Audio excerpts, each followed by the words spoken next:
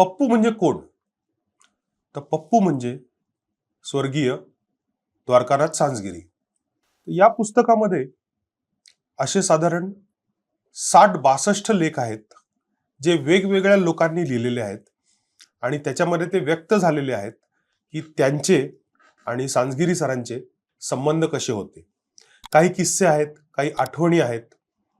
तर याच संदर्भात, या पुस्तकाच्या संदर्भात चर्चा करायला आज आपल्या पॉडकास्टमध्ये पुस्तक आणि बरंच काही मध्ये स्वर्गीय सांजगिरी सरांच्या पत्नी सुप्रिया सांजगिरी आलेल्या आहेत. नमस्कार मॅडम. नमस्कार. मूड कसा आहे तुमचा, आधी पहिलं मला सांगा. मूड आनंद आहे नक्कीच, ह्याच्याबद्दल बोलायला मिळतंय, पुस्तकाबद्दल सांगता येतं. जेवढं मला माहिती आहे तेवढं सांजगिरी सर हे मुंबई महानगरपालिकेमध्ये नोकरी करणारे, इंजिनियर म्हणून नोकरी करत होते. ते आयुष्यभर नोकरी केली, पण तिथे ते रमलेच, नो डाऊट इन दॅट. पण त्याच्यापेक्षा थोडं अधिक कुठे रमले तर साहित्य, क्रिकेट, संगीत या क्षेत्रामध्ये. तर हे पुस्तक आपण करावं, या 60-65 जणांशी यांचे लेख आपण ह्याच्यात घ्यावे, या मागची थॉट प्रोसेस काय होती? तो गेल्यानंतर बऱ्याच लोकांनी लेख लिहिले होते.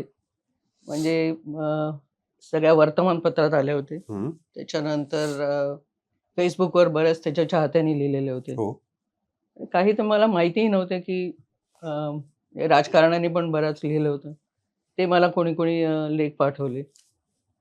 तेव्हा मला असं वाटलं की हे सगळे आपले संग्रही असावेत, कारण थोड्या दिवसांनी ते हे होईल, विसरले जाईल. आणि त्यामुळे माझ्या डोक्यात आलं की ते एखादं पुस्तक आपण ते करावं. माझ्या मुलांना सांगितलं आणि सुनांना. तर त्यांनाही ते पटलं की आपण एक पुस्तक करूया म्हणून. असं आम्ही ठरवलं आणि हे जे लेख आलेले होते ते, आणि त्यानंतर त्याच्या काही मित्रांना किंवा जवळचे नेहमीच ज्यांचा परिचय आहे अशा लोकांना आम्ही विचारलं की तुम्हाला आवडेल का या पुस्तकात असं लिहायला. तर सगळ्यांनी अगदी आनंदाने हो म्हटलं. आणि मग असे आम्ही ते 60-65 हे केले लेख आणि त्याचं पुस्तक केलं. हे 60-65 लेख तुमच्यापर्यंत यावेत म्हणून काय काय कष्ट घ्यावे लागले? कष्ट असं नाही, कारण आम्ही म्हणजे आधी ज्यांनी लेख लिहिलेले होते त्यांना आम्ही परत पाठवले आणि सांगितलं की ह्याच्यात तुम्हाला काही बदल करायचे असतील तर ते करा आणि परत पाठवा. तर ते त्या लोकांनी परत पाठवले. आणि आम्ही ज्यांना विचारलं होतं की तुम्ही लिहाल का, म्हणजे त्याचा भाऊ, बहीण, माझा भाऊ असे आणि बाकीच्याही लोकांना, त्याच्या मित्रमंडळी, तर त्यांनी लगेचच हो म्हटलं. असं काही कोणी आडेवेडे घेतले किंवा अरे मी बघतो वगैरे असं काही कोणी म्हटलं नाही. त्यांनी सगळ्यांनी आनंदाने हो म्हटलं आणि लेख पाठवले. त्यामुळे कष्ट तर नक्कीच नाही बाबा. आणि मी जेव्हा हे पुस्तक वाचत होतो तेव्हा सांजगिरी सरांचा एक सामान्य फॅन ते क्रिकेट खेळाडू, राजकारणी, अशा अनेक लोकांचे लेख आहेत. तर म्हणजे संजय राऊत, सामनाचे संपादक, राज्यसभा MP, यांनी पण लेख लिहिलेला आहे. मुरलीधर मोहोळ जे मंत्री आहेत केंद्र सरकारमध्ये, त्यांचाही लेख आहे. तर खासदार अरविंद सावंतांचा लेख आहे. तर ही मोठी माणसं, यांच्यापर्यंत पोचायला त्रास झाला का, जसं तुम्ही मगाशी म्हणालात की त्यांनी आपणहून हे केलं? अजिबातच नाही. म्हणजे ह्यांनी तर आधीच लिहिलेला होता, अरविंद सावंतांनी आणि मोहोळांनी.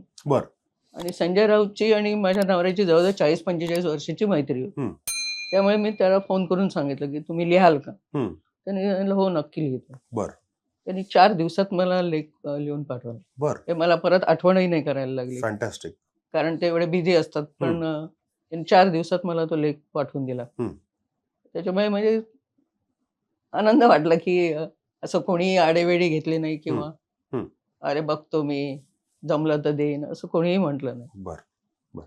तर मला आठवतंय सर गेले फेब्रुवारी महिन्यामध्ये आणि पुस्तक आलं नोव्हेंबर महिन्यामध्ये. म्हणजे हार्डली 8-9 महिन्याचा पिरियड गेला.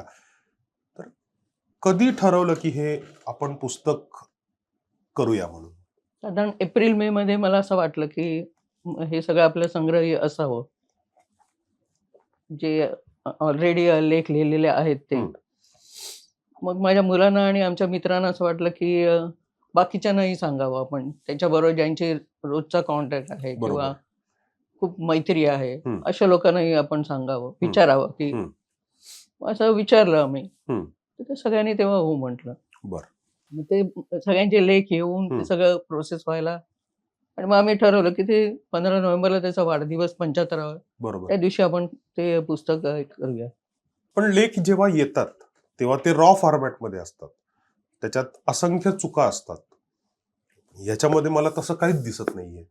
तर editing process, proof reading process याच्यामध्ये पण कोणीतरी भाग घेतला असेल ना? हो, आमचे 2 मित्र आहे, संजू पाचपुते आणि मकरंद भोसले म्हणून आमचा मित्र आहे. हं. त्यांनी तो प्रत्येक लेख वाचले. काही लोकांचे इंग्लिशमध्ये लेख होते. बरं. त्यांनी म्हणजे हर्षा भोगले. तर ते त्यांनी मराठीत ट्रान्सलेट केले. हं. आणि कुठेही चूक राहणार नाही हे त्यांनी बघितलं.